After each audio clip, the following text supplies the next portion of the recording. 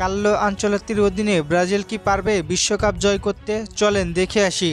Brazil মানেই তো আবেগ আর ইতিহাস। গত কয়েক বছরে বিশ্বকাপ জিততে না পারা দলটির কাছে এখন যেন অভ্যাসে পরিণত হচ্ছে। 2002 সালের পর থেকে প্রতিটা বিশ্বকাপের স্বপ্ন নিয়ে নামলেও শেষ পর্যন্ত কোয়ার্টার ফাইনালেই শেষ।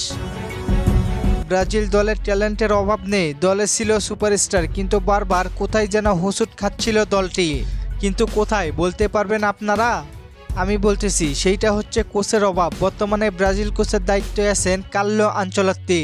ইউরোপিয়ান ফুটবলে যাকে বলা হয় সবচেয়ে লিজেন্ডারি কোচ। শুধু লিজেন্ডারি বললে ভুল হবে, ভয়ঙ্কর কোচ তাকে বলা যায়। প্রশ্ন একটাই, আনচেলত্তি কি পারবে ব্রাজিলকে বিশ্বকাপ জিতাতে? আনচেলত্তি এমন একজন কোচ, খেলোয়াড়দের গলায় দড়ি দিয়ে খেলান না। তিনি জানেন কোন খেলোয়াড়কে কতটা স্বাধীনতা দিলে সে সেরা পারফরমেন্স করতে পারবে। আর ব্রাজিলের সমস্যা গত কয়েক বছর ধরে এখানেই।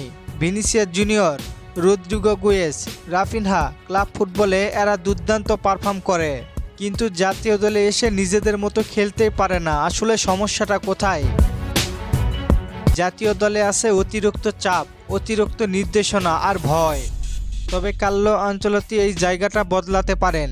ইউরোপের ডিসিপ্লিন আর ব্রাজিলের স্বাভাবিক সৃজনশীলতা, এই দুইটার মিশ্রণে তৈরি করা কার্লো আনচেলত্তির আছে।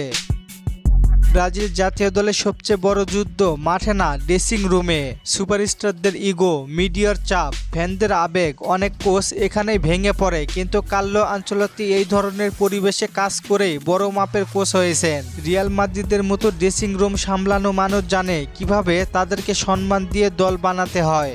তিনি চিৎকার করেন না, হুমকি দেন না, কিন্তু তার কথায় সবাই যেন আস্থা রাখে। এই মানসিক স্থিরতাই বিশ্বকাপের সবচেয়ে বেশি দরকার। এছাড়া টেকনিক্যাল দিক থেকেও আনচেলত্তি ব্রাজিলকে অনেক বেশি ব্যালেন্স রাখতে পারবে। আগের ব্রাজিল দলগুলো আক্রমণ শুরু হলে মাঝমাঠে ডিফেন্স ফাঁকা হয়ে যেত, কাউন্টার অ্যাটাকে এক মুহূর্তে ম্যাচ হারতে পারত। কার্লো আনচেলত্তি কখনো এক ফরমেশনে আটকে থাকেন না। ম্যাচের পরিস্থিতি অনুযায়ী তিনি দল সাজাতে জানে। আক্রমণ আর রক্ষণের মাঝে যে ফাঁকাটা এতদিন ব্রাজিলকে ডুবিয়েছে, সেটা কমানোর চেষ্টা করবেন কোচ কার্লো আনচেলত্তি। আচ্ছা, বিশ্বকাপ কি শুধু ভালো কোচ দিয়ে জেতা যায়? সত্যি বলতে না। বিশ্বকাপ মানে 7টা ফাইনাল, 7টা মানসিক যুদ্ধ। এখানে একটি ভুল পুরো স্বপ্ন শেষ করে দিতে পারে।